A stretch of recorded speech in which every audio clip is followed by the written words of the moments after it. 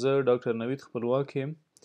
نن په نارینه‌وو کې د جنسي کمزورۍ په هکله خبرې کوو.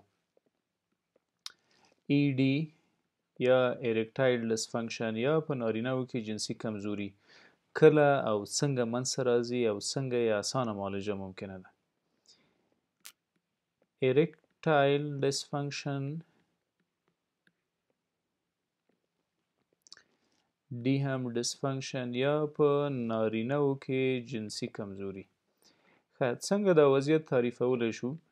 کله چې یو نارینه ونشي کولی په جنسي مقاربت کې خپل تناسلي غړی ودروي او یا یې هم د درېدا موده د ډېرې کمې مودې دپاره وي، یعنې ونشي کولی په کوروالي کې خپل ضرورت رفع کړي او خپل مسؤلیت د نارینه په حیث ادا کړي، دې ته جنسي کمزوري وایي.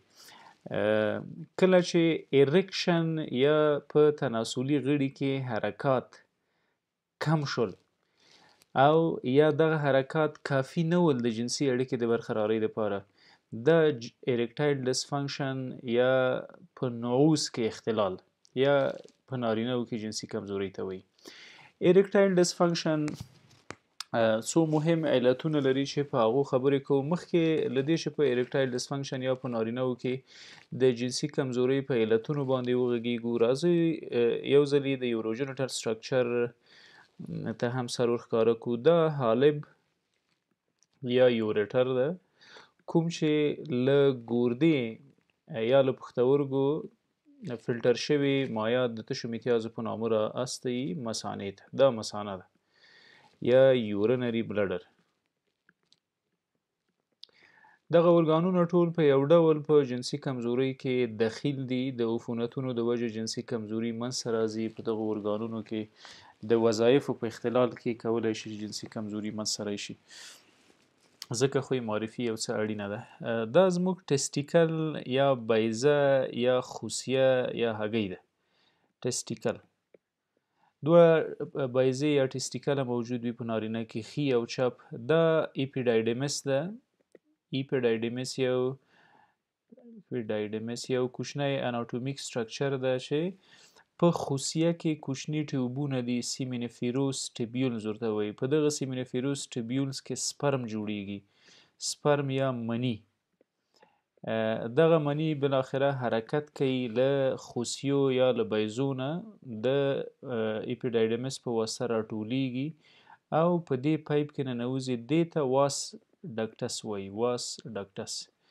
دا هغه پایپ یا هغه ټیوب ده چې له خوسیو یا له بیضو سپرم یا مني را انتقالوي، بالاخره د تناسلي غړي د لارې بهرني محیط ته ولېږي. دا سټرکچر چې تاسو وینئ دا پروسټاټ نومیږي، پروسټیټ ګلنډ. حتما به مو نوم اورېدلی وي. په نارینه کې پروسټاټ او په ښځمنو کې رحم موجود وي. پروسټاټ ګلنډ. پروسټاټ په نارینه‌وو کې ډېر مخصوص وظایف لري. انزایمونه جوړوي، د سپرمو دپاره غذایي توکي جوړوي او همدا رقم یې پی ایچ برقراره ساتي. پروسټاټ باندې وروسته خبرې کوو چې څه ډول یوه غده ده. دا تناسلي غړی یا پینس ده. پینس په تناسلي غړي یا پینس کې دې ساحې ته ګلنز پینس وایي، ګلنز پینس. او دا کوم کوچنی پایپ چې تشې میتیازې بهرني محیط ته را انتقالوي دا یورثرا نومیږي. یورثرا. د یورثرا شاوخوا ته چې کومه عضله موجوده ده، دا په سره خط کې چې ښکاري، دې ته کورنس پنجوزم وایي. کورنس سپنجوزم دا یوه عضله ده چې سپنجوزم چې په ایواکویشن یا په تخلیه د ادرارو کې د یورثرا سره کومک کوي، یورثرا ته تخلص ورکوي چې ادرار یا تشې میتیازې بهرني محیط ته په سمه توګه خارج شي. همدا رقم دا ساحه یې د بلبو کورنس په نامه یادیږي. بلبو دلته لیکم بلبو کورنس.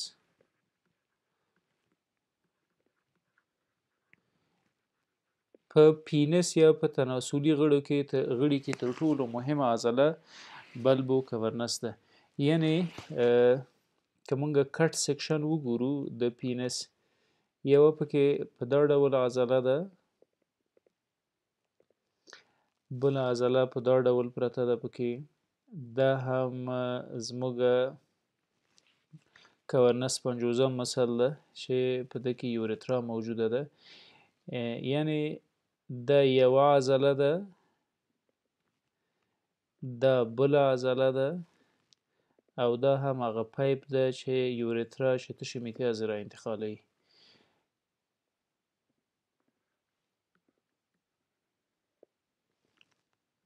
دلته هم د وینې کوچني رګونه موجود دي. دا د وینې کوچني رګونه دي. که موږ تناسلي غړی کټ کو او وی ګورو، نو دا پکې هغه غوښین عضلات دي چې کنټرکشن یا تقلص بالاخره د تناسلي غړي د درېدا سبب ګرځي. ښه، دا کارپس کورنوزم ده. کارپس کورنوزم.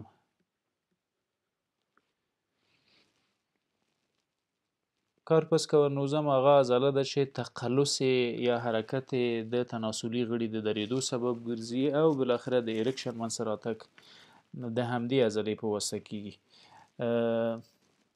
د وینې رګونه پراته دي. دغه د وینې رګونه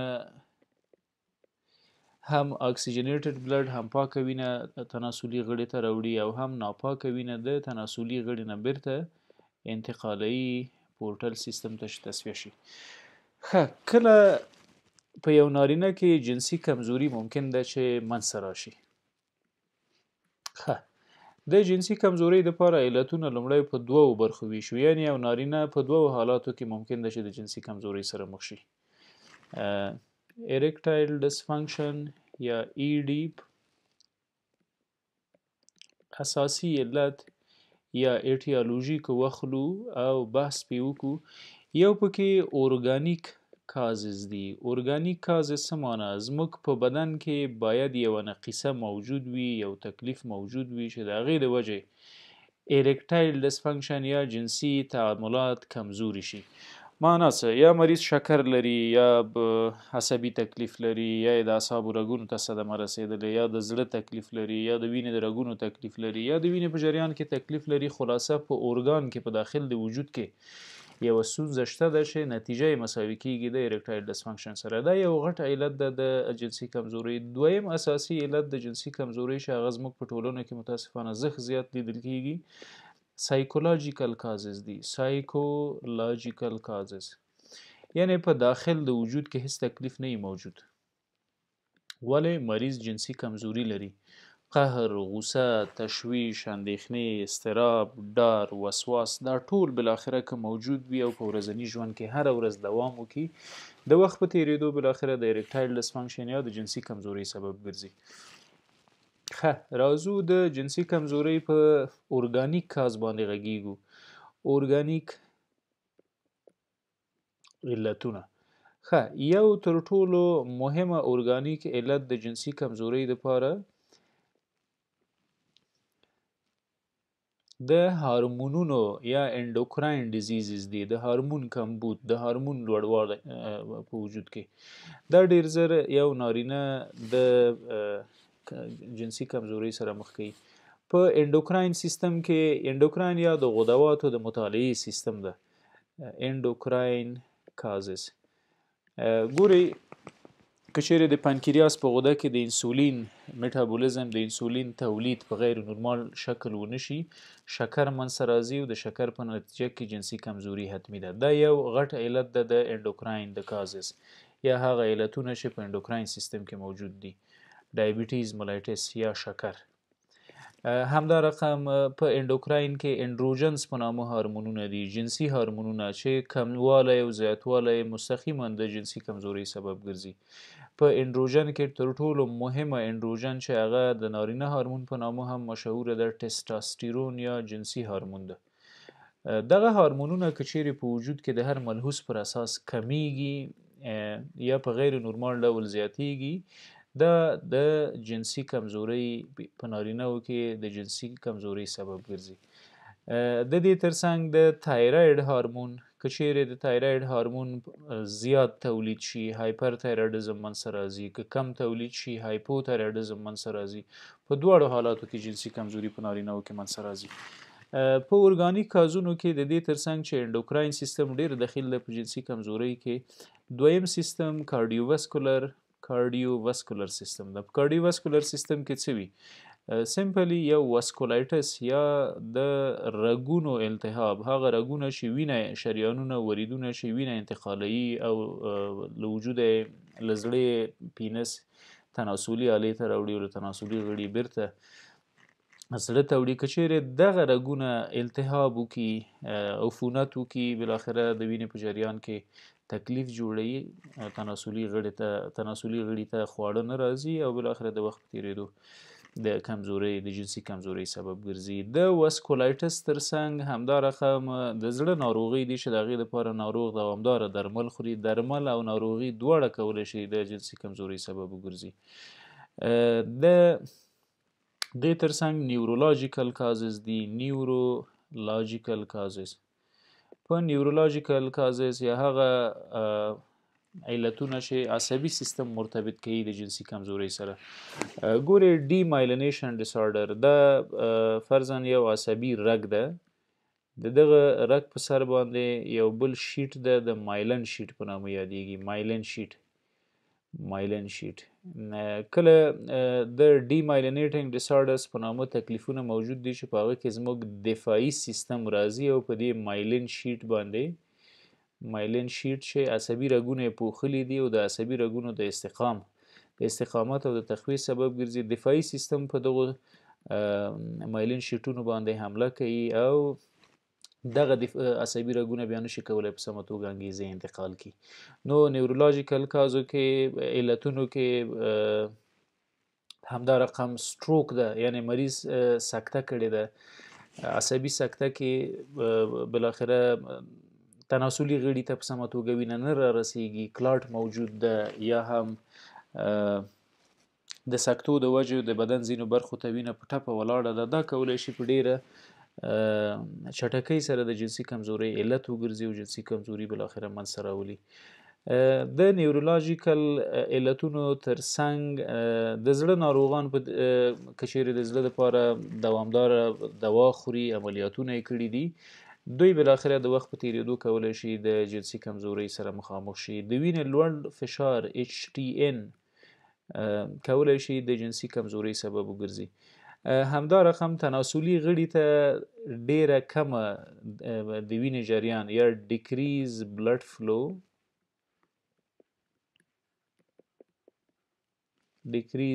فلو ټو پینس. تناسلي غړي ته که چیرې وینه کمه راشي نو مسلما په وینه کې هغه غذایي توکي کم دي. کله چې وینه نه راځي غذایي توکي هم پینس ته نه راځي یا تناسلي غړي ته او بالاخره د اریکشن یا د درېدو سبب نه ګرځي او د وخت په تیریدو دا هم د جنسي کمزورۍ سبب ګرځي. په ارګانیک کازونو کې زموږ دپاره تر ټولو مهمه ډایبیټیز یا شکر ده. اریکټایل ډسفنکشن چې د ډایبیټیز ملایټس یا د شکر د وجې منځته راځي. ګورئ که یو ډایبیټیز ملایټس یا د شکر ناروغي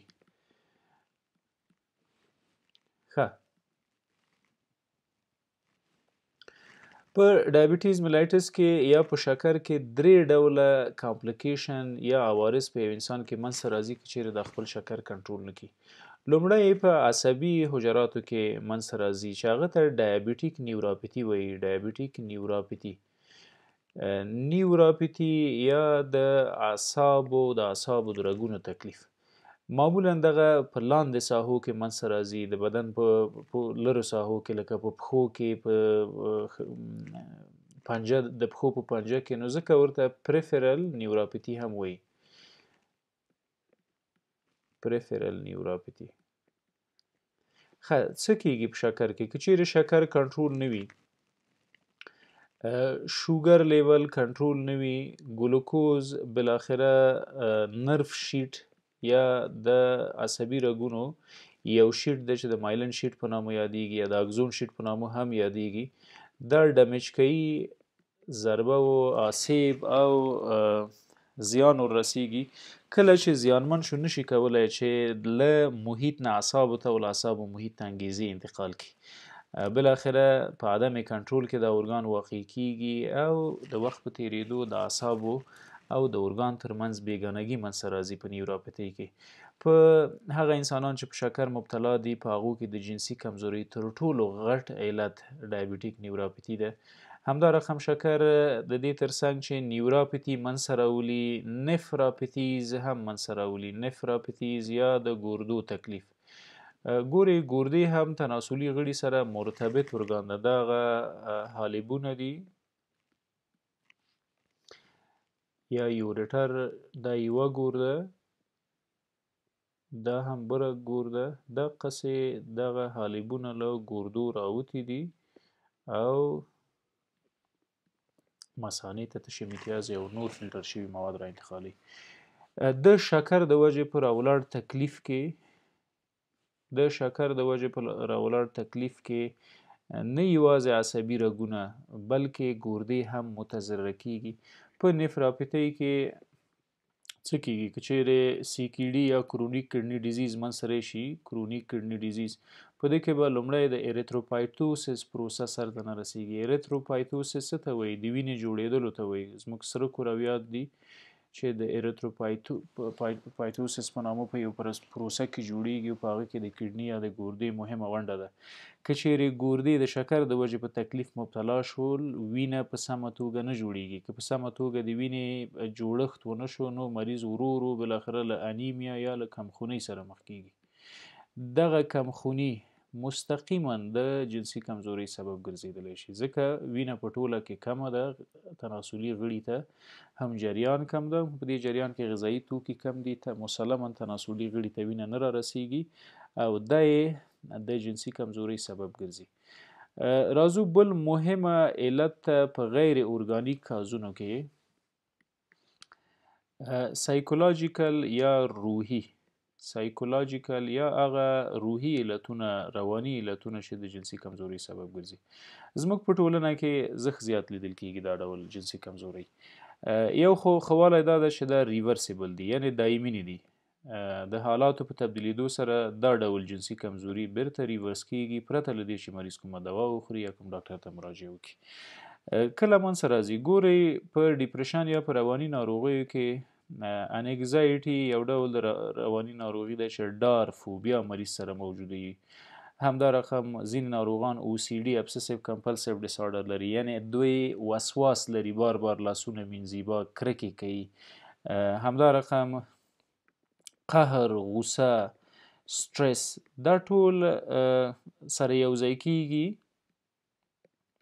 ټینشن او که هر ورځ دوام وکړي زموږ د ژوند ورځني ژوند یوه برخه ګرځېدلې وي بالاخره مستقیما دوی په اعصابو فشار واردوي په CNS سنټرل نروس سیستم PNS پریفرل نروس سیستم په ټول عصبي دستګاه باندې د دغو عادتونو یا د قهر و غوسې او تشویش او اندوښنو د وجې فشار واردېږي اعصاب هم دوه کارونه سرته نه رسوي لومړی لیبیډو یا هوس نه جوړوي لیبیډو یا هوس کمیږي مقابل جنس ته د جنسي اړیکې د برقرارۍ او دویم کار چې اعصاب کوي هغه کنټرکشنز یا هغه مخصوص تقلصات چې په تناسلي غړي کې منځته راځي په هغه دوه عضلو کې چې مخکې مو ولوستل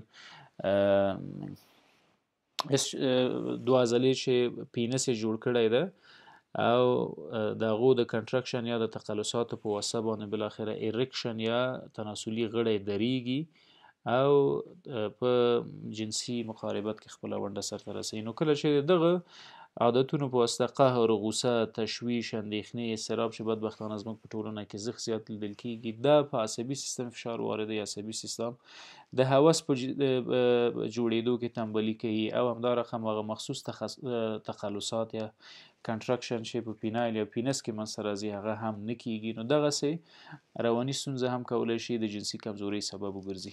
راځو مفصلا د جنسي کمزورۍ په علاج باندې خبرې کوو.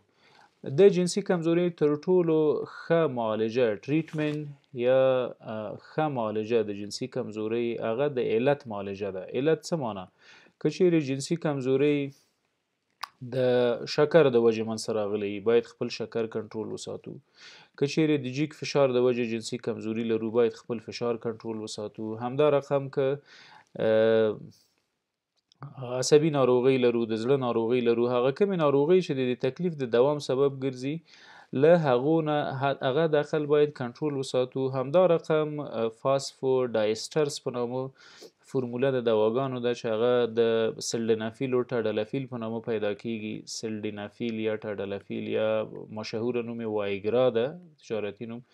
دغه سلډنافیل ویزو ډایلیټرز دي، تناسلي غړي ته را روان رګونه پړسوي، قطر زیاتوي او په د وینې جریان پکې یو څه مناسب ګړندی کوي. دا د جنسي کمزورۍ دپاره شارټ ټایم یا موقتي صحیح دي، موقتي دایمي نه.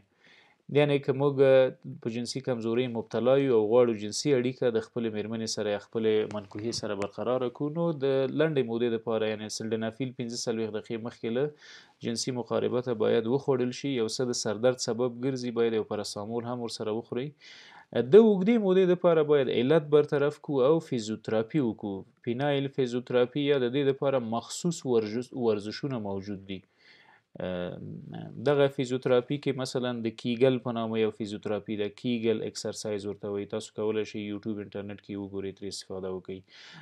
همدارقم پینس پمپ په نامه یو ماشین ده چې دا کولی شي د اریکټایل ډسفنکشن په یا د جنسي کمزورۍ په له منځه وړلو کې زموږ سره کومک وکړي. تر ټولو بې ضرره او ښه درملنه یې د ټرایبولس نه استفاده کول دي. ټرایبولس طبیعي مواد دي، د جنکو بایلوبا سره یو ځای کیږي او د جنسي کمزورۍ د له منځه وړو یوه ډېره ښه، اسانه او بې تکلیفه معالجه ده. په دې هیله چې ګټور تمام شوی وي. مننه.